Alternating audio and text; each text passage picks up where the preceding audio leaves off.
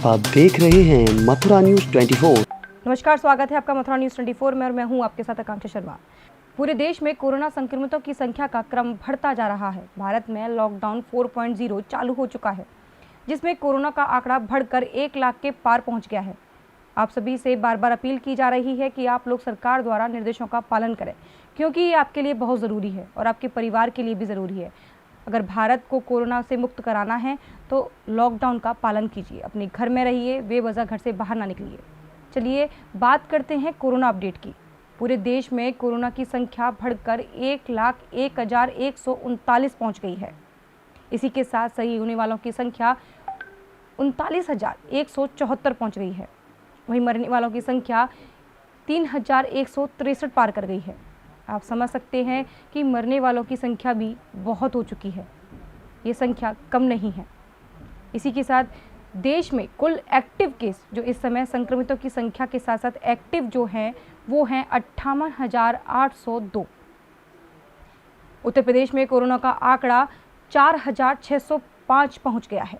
उसी के साथ सही होने वालों की संख्या 2,783 पहुंच गई है और वहीं मरने वालों का आंकड़ा 118 है। इसी के साथ मथुरा में कुल कोरोना पॉजिटिव 51 हो चुके हैं। धीरे धीरे करते कोरोना की संक्रमितों की संख्या बढ़ती जा रही है। इस लॉकडाउन का पालन करिए और अपने घर में रहिए, अपने देश को सुरक्षित रखिए, यही आपकी जिम्मेदारी है। चलिए इसी के साथ शुरू करते हैं खबरों का सिलसिला। भारतीय किसान यूनियन के जिला अध्यक्ष राजकुमार तोमर के द्वारा आज महावन तहसील के कर्मचारियों के लिए एसडीएम महावन जग प्रवेश को थर्मल स्क्रीनिंग मशीन, सैनिटाइजर एवं 200 मास्क दिए गए, जिसकी जानकारी देते हुए भारतीय किसान यूनियन के जिला अध्यक्ष राजकुमार तोमर ने बताया कि कर्मचारी एवं अधिकारियों की सुविधा के लिए उन्होंने एसडीएमओ को थर्मल स्क्रीनिंग मशीन व मास्क दिए गए हैं, जिसमें सभी कर्मचारी एवं अधिकारियों को विशेष सुविधा मिलेगी और वे अपनी जांच कर सकेंगे। साथ ही वे अपने हाथों को सैनिटाइज करेंगे और मास्क लगाएंगे। अध्यक्ष ने कहा कि इस समय महावन तहसील के सभी कर्मचारी अधिकारी जनता की सेवा में लगे हुए हैं और इनकी जितनी सराहना की जाए उतनी कम है। जी, आज मुझे थर्मल मशीनिंग की राजकुमार तोमर जी जो किसान नेता हैं उनके द्वारा दी गई, उनके द्वारा मेरे स्टाफ के लिए सभी के लिए हैंडमेड मास्क, सैनिटाइजर और एक जो इंफ्रारेड मशीन है जिससे तापमान पता लगता है, स्क्रीनिंग मशीन को मैं गिफ्ट की। और उनका यही कहना है कि हम सभी तहसील के जो लोग हैं वो स्वच्छ रहें, स्वस्थ रहें और अपना काम अच्छे से करें। कोरोना की इस बीमारी में अभी जगह लंबी है, हम सभी उसको करें। इससे पहले पूर्व में आज सुबह ही जैसे कुछ बच्चे बलभद्र कॉलेज के भी आए थे, उन्होंने भी 200 से अधिक मास्क गिफ्ट किए हैं। उनका भी यही कहना था कि आप जब क्षेत्र में जाते हैं तो कई लोग ऐसे होते हैं जिनके पास मास्क अभी नहीं होता है, तो अधिक से अधिक मात्रा में प्रशासन की तरफ से भी मास्क कराएं ताकि सभी लोग कोरोना से सेफ रहें। एक दिन पूर्व गोकुल में मिले कोरोना पॉजिटिव की आज उपचार के दौरान मथुरा के केडी मेडिकल कॉलेज में सुबह करीब 3 से 4 के बीच मौत हो गई। मौत की सूचना मिलते ही प्रशासन में हड़कंप मच गया। प्रशासन द्वारा इसकी सूचना परिवार को दी गई। सूचना मिलते ही परिवार में कोहराम मच गया। इस संबंध में जानकारी देते हुए एसडीएम महावन जग प्रवेश ने बताया कि एक दिन पूर्व गोकुल में कोरोना पॉजिटिव पाया गया था, जिनकी जाँच फरीदाबाद में हुई थी और उनका उपचार मुसाखेड़ी मेडिकल कॉलेज में कराया जा रहा था, जिसको लेकर आज उनकी मौत हो गई। वहीं परिवार वालों के द्वारा उनकी अंत्येष्टि करने के लिए गोकुल में ही परमिशन मांगी गई। वहीं उन्होंने परमिशन दे दी गई और परमिशन में उनके मात्र 4 लोगों को ही दाह संस्कार करने की अनुमति प्रदान की गई, जिसमें उनका दाह संस्कार किया गया। वहीं एसडीएम द्वारा बताया गया कि हॉटस्पॉट क्षेत्र में पुलिस तैनात कर दी गई है, जहां पर कोई भी व्यक्ति इधर से उधर घूमता हुआ नहीं दिखाई दे।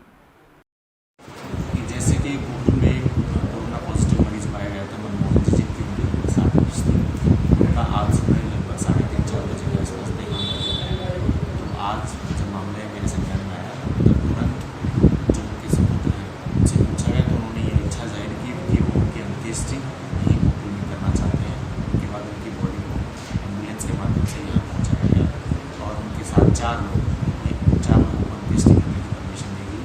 उनको पीपीई किट पहनाकर विधि संगत जो कोविड की गाइडलाइन कहती है उसके समरूप उनकी अंत्येष्टि की गई और यह भी इंश्योर करवाया गया कि उन 4 लोगों को हम दोबारा सैंपल के लिए भेजेंगे ताकि हम इसमें अच्छे से पूरी कर पाएंगे। सर, नगर पंचायत द्वारा इसमें कुछ कहा गया था कि अंत्येष्टि ना की जाए, यहाँ पे इसको लेकर कोई बात हुई थी? नहीं, इस बारे में ऐसा कुछ नहीं कहा गया। उनसे पूछा गया था कि क्योंकि हमारा मथुरा में ऑलरेडी एक ऐसा सिस्टम है जहाँ पर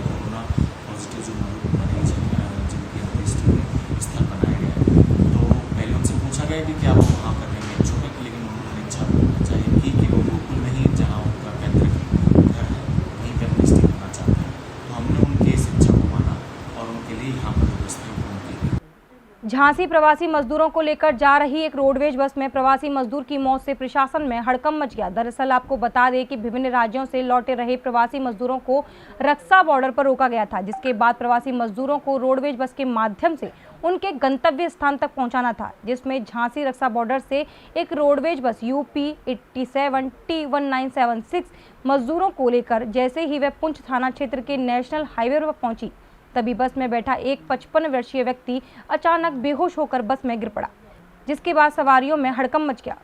वहीं तुरंत उसको रोडवेज बस द्वारा मौठ सामुदायिक स्वास्थ्य केंद्र में भर्ती कराया गया, जहां चिकित्सकों द्वारा उसको मृत घोषित कर दिया गया। वहीं कोरोना संदिग्ध की सूचना पर पूरे प्रशासन में हड़कंप मच गया। फिलहाल में घटना के बाद स्थानीय प्रशासनिक अधिकारी किसी भी प्रकार का जवाब देने से कतरा रहे हैं। फिलहाल मौत का कारण रहस्यमयी बना हुआ है। वहीं इस मौत के कारण स्पष्ट नहीं हो रहा है। इस घटना के बाद उप जिलाधिकारी समेत पुलिस बल भी मौके पर पहुंचकर जांच में जुटा है, लेकिन कोई भी किसी प्रकार की जानकारी देने से साफ तौर पर कतरा रहे हैं। ये रोडवेज बस थी UP 87 T 1976। ये रक्षा बॉर्डर से जो है लोगों को लेके जा रही थी बनारस। इसमें बैठे हुए थे प्रभुनाथ सिंह सन ऑफ सुखदेव सिंह। ये मुंबई से अपने बेटे से मिलके वापस आ रहे थे। यहाँ रास्ते में इनकी तबीयत खराब हुई, तत्काल इन्हें CSC मूठ ले जाया गया, जहाँ पे इनको मृत घोषित कर दिया गया है। इनके परिजनों को जो है सूचित किया गया है और वो वहाँ से चल रहे हैं। पंचायतनामा भरा जा रहा है और इनका कोरोना जो है टेस्ट वो भी करा जाएगा। शासन के द्वारा उपलब्ध कराए गए निर्देशों के अनुसार बिना मास्क व गमछे वाले लोगों से जुर्माना वसूलने की कार्रवाई किए जाने के निर्देश दिए गए हैं। इन्हीं निर्देशों के क्रम में DM श्री चंद्रभूषण सिंह के आदेश पर SDM इगलास श्री अंजनी कुमार सिंह के निर्देश पर नायब तहसीलदार श्री प्रवेश कुमार ने इगलास कस्बे का निरीक्षण किया, जिसमें उन्होंने बिना मास्क व गमछा वाले लोगों पर जुर्माना लगाकर कार्रवाई की। इसके साथ ही SDM इगलास श्री अंजनी कुमार सिंह ने बताया कि इगलास कस्बे में बिना मास्क और गमछा वाले व्यक्तियों पर जुर्माना करने की कार्रवाई की गई है, जिसमें 3040 रुपये का जुर्माना लोगों से वसूला गया है। उन्होंने बताया कि यह कार्रवाई अब नियमित रूप से चलेगी और इगलास तहसील के समस्त क्षेत्रों में तहसीलदार, नायब तहसीलदार व अन्य अधिकारियों के द्वारा निरीक्षण किया जाएगा और वसूली की जाने वाली राशि को जिला आपदा प्रबंधन के खाते में जमा कराया जाएगा। आज इगलास कस्बे में हमारे नायब साहब प्रवेश कुमार ने इन्फोर्समेंट की कार्रवाई की है। जैसा कि आप जानते हैं कि वर्तमान में सभी के लिए निर्देश है कि सभी लोग मास्क का प्रयोग करें, सोशल डिस्टेंसिंग का पालन करें। हम बार बार कस्बे में इसका प्रचार करा रहे हैं, तहसील क्षेत्र में प्रचार करा रहे हैं, उसके बाद भी कतिपय व्यक्ति ऐसे हैं जो इनका अनुपालन नहीं कर रहे हैं। तो हम लोग इसके संबंध में जिलाधिकारी महोदय के जो निर्देश हैं उनका अनुपालन करते हुए ऐसे लोगों से जुर्माने की वसूली कर रहे हैं। आज हमारे नायब तहसीलदार के नेतृत्व में 3040 रुपये की वसूली की गई है। सर आगे भी ऐसे चलता रहेगा? बिल्कुल चलता रहेगा। हम बहुत सख्ती से इसको लागू करेंगे और यह सुनिश्चित कराएंगे कि हमारे क्षेत्र में लॉकडाउन के निर्देशों का और सोशल डिस्टेंसिंग के निर्देशों का पालन हो। सर चालान की अवधि कब तक है? चालान की अवधि, अब जैसा आप जानते हैं दुकानें 7 बजे सुबह से 7 बजे शाम तक चल रही हैं, तो इसके बाद दुकान नहीं चलनी चाहिए। दूसरा, दुकानों पर निर्देश दिए गए थे कि सभी पेंट से गोले बनवा लें और 2 गोलों के बीच की दूरी कम से कम 1.5 मीटर रहे। तीसरा, जो भी ग्राहक है या जो दुकानदार हैं वो सभी मास्क का ही उपयोग करें। इनका जो अनुपालन नहीं करेगा उनका चालान किया जाएगा। अलीगढ़ के बन्ना देवी क्षेत्र में रात करीब 8:30 बजे जेल पुलिस के पास आपस में झगड़ रहे युवकों के बीच फायरिंग हुई। वहीं उस फायरिंग में एक युवक को गोली लग गई, जिसके बाद मौके पर पहुंची पुलिस ने युवक को जिला अस्पताल में उपचार के लिए भर्ती कराया। दरअसल आपको बता दें कि पूरा मामला क्या है। थाना बन्ना देवी क्षेत्र के जेल पुल के पास स्थित मेडिकल स्टोर से किशोर नगर निवासी शोएब पुत्र अनीश अपने घर से दवा लेने के लिए निकला था। जब वह जेल पुल के पास पहुंचा तो वहां पर बाइक पर कुछ युवक लड़ रहे थे, जिसके बाद दोनों के बीच झगड़ा इतना बढ़ गया कि एक युवक ने दूसरे पर फायरिंग कर दी और वह चली हुई गोली शोएब के बाजू में जा लगी, जिसके बाद शोएब गंभीर रूप से घायल हो गया। पुलिस की मदद से शोएब को जिला अस्पताल में भर्ती कराया गया। इधर बन्ना देवी क्षेत्राधिकारी पंकज कुमार श्रीवास्तव ने बताया कि 2 युवकों के आपसी झगड़े में शोएब को गोली लग गई थी और क्षेत्राधिकारी ने बताया कि मामले में अभियोग पंजीकृत कर लिया गया है और मामले की जांच की जा रही है। दोषियों को जल्द से जल्द हिरासत में ले लिया जाएगा। मेरा कपिल कुमार वाशने नाम है। यहीं पर मैं अपना मिलन विहार कॉलोनी में रहता हूँ।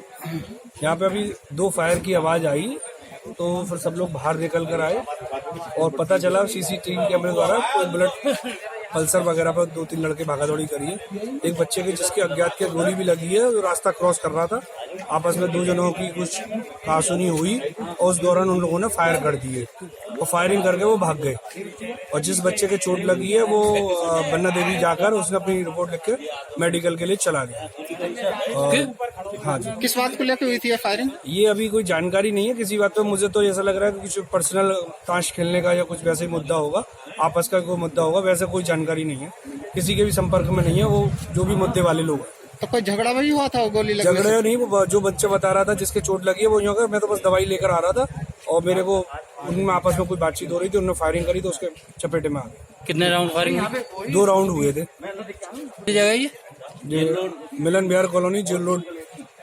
आज शाम लगभग 8:30 बजे थाना बन्ना देवी अंतर्गत जेल पुल के नीचे कुछ लड़कों में आपस में मारपीट हुई। उसके पश्चात उनमें फायरिंग हो गई, जिसमें एक लड़का जिसका नाम शोएब है, जो थाना बन्ना देवी क्षेत्र का ही रहने वाला है, उसके दाहिने बाजू में गोली लगी, जिसको इलाज हेतु तत्काल हॉस्पिटल भेज दिया गया, जहां उसकी हालत खतरे से बाहर है। मामले में अभियोग पंजीकृत कर जांच की जा रही है और आवश्यक प्रभावी कार्रवाई की जाएगी। अलीगढ़ में एक युवक को अपना मोबाइल चोरी करने वाले आरोपी को पकड़कर पुलिस को सौंपना भारी पड़ गया। युवक और उसके परिजनों का आरोप है कि पुलिस चौकी के अंदर उल्टा युवक के साथ गंभीर तरीके से मारपीट की गई और अशोभनीय कृत्य करने का दबाव भी बनाया गया। मारपीट के दौरान उसकी कमर की हड्डी हटने से बहुत दर्द हो रहा था। पुलिस चौकी के अंदर ही उल्टियां भी हो गईं, जिसके बाद कुछ पुलिसकर्मी और परिवारीजन पास में ही स्थित एक झोला छाप डॉक्टर के पास पहुंचे, जहां से मामला बिगड़ते देख मेडिकल कॉलेज में युवक को भर्ती करा दिया गया, जहां उसका उपचार चल रहा है। एक तरफ जहां लॉकडाउन के चलते पुलिसकर्मी योद्धा बनकर काम कर रहे हैं, तो वहीं दूसरी ओर चंद पुलिसकर्मी विभाग के अफसरों की किरकिरी कराने में कोई कसर नहीं छोड़ रहे। दरअसल अलीगढ़ के थाना क्वारसी की पुलिस चौकी नगला पटवारी इलाका निवासी आमिर अपने परिवार के साथ रहता है। उसका आरोप है कि उसके भाई का मोबाइल कुछ लोगों द्वारा चोरी कर लिया गया था, जिसकी जानकारी मिलने के बाद आरोपी युवक को मोबाइल वापस कराने का भरोसा दिलाया गया, जिसको लेकर दोनों ही पक्षों में बात हो रही थी कि तभी आरोपी पक्ष मोबाइल स्वामी के भाई पर अग्रेसिव हो गया, जिसके चलते उसे स्थानीय लोगों की मदद से पीड़ित पक्ष ने मारपीट करते हुए पकड़ लिया, जिसे पीड़ित पक्ष और स्थानीय लोग पुलिस चौकी नगला पटवारी पहुंच गए। पीड़ित का आरोप है कि पुलिस चौकी के अंदर पीड़ित आमिर को अंदर बुलाया गया और एक महावीर नाम के सिपाही द्वारा आरोपी का पक्ष लेते हुए मारपीट शुरू कर दी। इस दौरान आमिर की कमर में गंभीर चोट आ गई और हड्डी हट गई। आमिर का पुलिस पर यह भी आरोप है कि उससे इस दौरान सिपाही ने अशोभनीय कृत्य करने के लिए भी बाध्य किया। फिलहाल पीड़ित का उपचार जेएन मेडिकल कॉलेज में चल रहा है। का नाम का वो चोर जो मोबाइल देने आए थे किसी को, तो हमने उनसे पूछा था कि भाई तुमने हमारे मोबाइल को लिया, तो उन्होंने इतनी देर में चाकू मारने के लिए भागा था मेरे भाई के। अब ये बचाव के चक्कर में जो है ना, वहाँ की लेडीज ने उन्हें मारा चोरों को। अब हमने जो पुलिस वालों को फोन कर दिया, और तो उन्होंने पुलिस मुखबर ने आके जो है पुलिस वालों को कुछ पैसे वैसे दिए, तो वो अंदर ले आके मुझे महावीर वो है सिपाही, उन्होंने अंदर ले आके मुर्गा बना के मेरे यहाँ पे जो है घुटने मारे हैं। लॉकडाउन का चौथा चरण शुरू हो चुका है। कोरोना संक्रमण को लेकर लगातार लॉकडाउन की अवधि निरंतर बढ़ रही है, जिसके मद्देनजर प्रशासन हर वो संभव सुविधा जिले के लोगों को उपलब्ध करा रहे हैं। वहीं अगर बात की जाए नगर निगम की, तो तमाम ऐसी मूलभूत सुविधाएं ऐसी हैं जो लोगों को नहीं मिल पा रही। अलीगढ़ गांधी पार्क क्षेत्र के अचल ताल की अगर बात की जाए तो वहां पर रह रहे लोग पानी पीने तक के लिए परेशान हैं।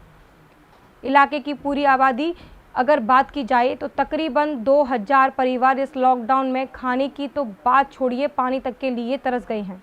प्रशासन के तमाम वादे खोखले नजर आ रहे हैं।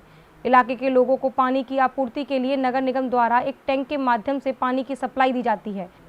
बात अगर आबादी की जाए तो टैंकर का पानी उनके लिए काफ़ी नहीं है। वहाँ के लोगों की टंकियाँ खराब पड़ी हैं। पानी की सप्लाई के लिए लगातार बढ़ती गर्मी में लोग पानी के लिए जद्दोजहद करते नजर आते हैं। कई मर्तबा तो पानी को लेकर झगड़ा तक हो जाता है।